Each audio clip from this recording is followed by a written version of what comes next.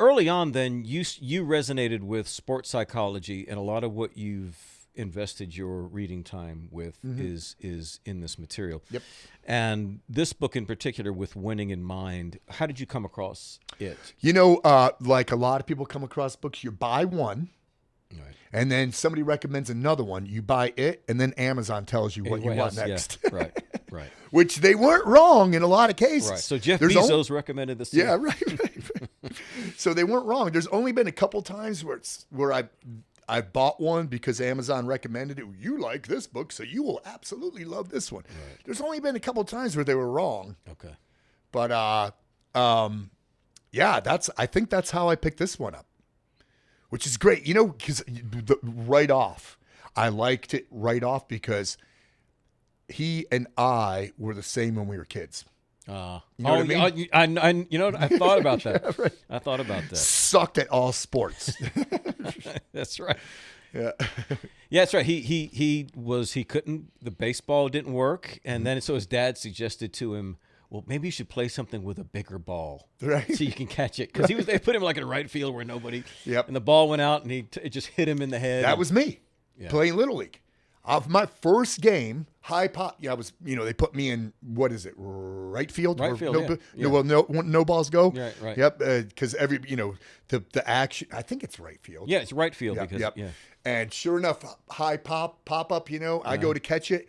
Missed, hit me right between the freaking eyes, breaks my nose. That's exactly what happened to this guy. Breaks me right, broke my nose. Did it really? When my dad picked me up, he was like, "Oh my God," because I had dried blood all over my face. Oh yeah, you probably look bad. Yeah.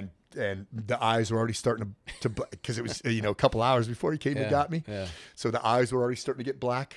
Yeah. So this guy, Lanny, had similar experience. So, and his dad was very supportive. Now he was worried that he was going to disappoint his dad, because his dad was like a World War II war hero.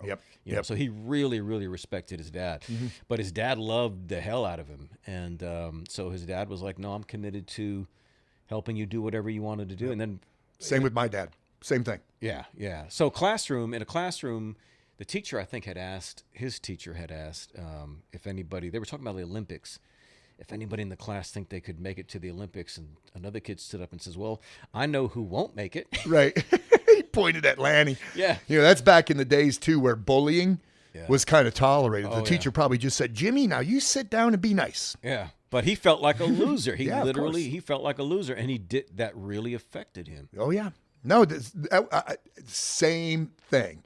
I was the last one to get picked for dodgeball and for a baseball team. And I wanted to be an athlete. Right. I went to Pee Wee football and Little League and I track, I tried them all. Finally I found one that I stuck with, and that was the big thing. Yeah. When you suck, you got to stick with it. That was wrestling, right? Right. Yeah. Wrestling. Because I sucked my first 2 years, and then I won a match. Okay. And I was like, I want more of this. I want to win again. And if you want to win again, you got to be self-governed. You got to do shit on your own. Yeah. You can't just practice with the team. Right. You've got to put the time in. So that awakened something in you. That was really that and your instance with your older brother. Yep. Those were because about the same time. Pivotal moments. Yeah. Yep, they were about the same time. So the Pat Mac that we see today, so much of that came out of. Yep. That was the crucible. They were both at the same time, right around 14 years old. Yeah. So a lot of people ask for you to write a book about your time in the military. No, you're not going to do that, but. Really, that's the more interesting story. Yep.